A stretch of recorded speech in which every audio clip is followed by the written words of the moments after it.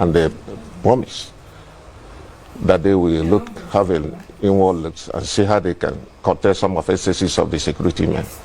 But it does appear that nothing was done on that directions.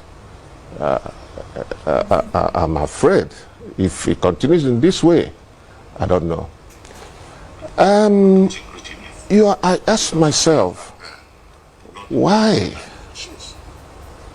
some people are so jittery, afraid of the vigilante ESN.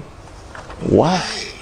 The vigilante ESN was formed as a result, it was born out of frustration by those we look at, those we expect, those saddled with the responsibilities of providing the security to the life and properties to the people of the Southeast. And that's such, when such things happens, people will be compelled to, adopt a self-help. And that is what you saw there. There's a lot of politics. Initially, when the issues of regional security system was hashed and, mentioned, we were hoping that soon that there will be something very, very serious on the ground to protect the lives and properties for the people from the Southeast. But it all ended in politics. So the clash was between members of the vigilante and not militants with the... No. There's no militancy on that. So what provoked that? What provoked that? That's where I'm coming. That's where I'm coming. There's no militants on that. There's no terrorists. There's no insurrections. What you see is the people adopting a kind of a self-help to protect themselves. When you look at, based on who you are hearing from, but we can tell you authoritatively that there's a politics behind that. The ECN was born out of frustration.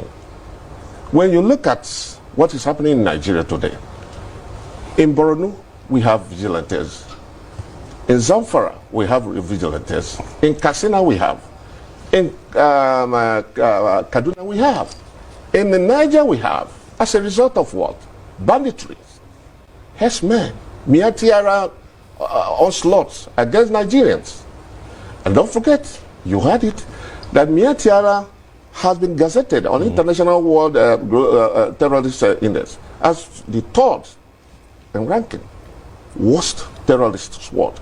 Is it, but today, Mietiala or Fulani herdsmen? No, not Mietiala. Armed Fulani herdsmen. Okay?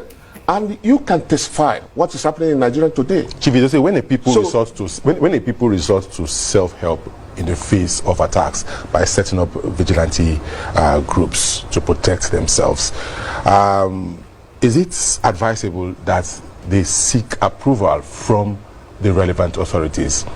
Did that happen in the case of Olu? Well, you are talking about that you have no option. When you have a tendency, a threat that you can be wiped out any time, and when you have made every other agitations and approach to those who are saddled with responsibilities of providing security to you, and have failed to do so, you will sit down and watch and fold your arms. And the political authorities are aware of this vigilante in the Southeast? Well, that is why I said that's the politics coming up. They are trying to use politics to destroy all those things. But now, let me come back and tell you the reasons why this thing happens. Some time ago, in the past, the former governor from Abia State, Dr. Ojo Zakano, donated some, plots to them, to the Fulani herdsmen there, around that Lopanta and Umusuch, Azix in Abia State. They were given such a portion. But you can't pass through that place again now. They continue to encroach in other parts of, lands there. And the issues of criminality so reckless, raping, complaints of raping, kidnapping, all these habits.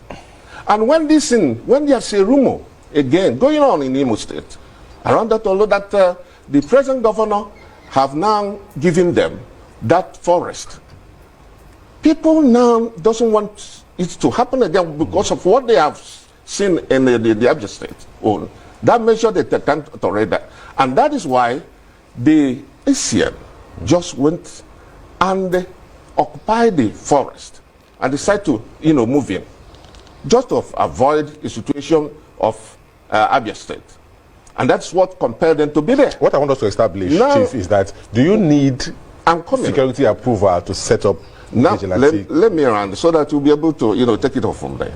Now, when this ACN land there, I propose to, guide the community.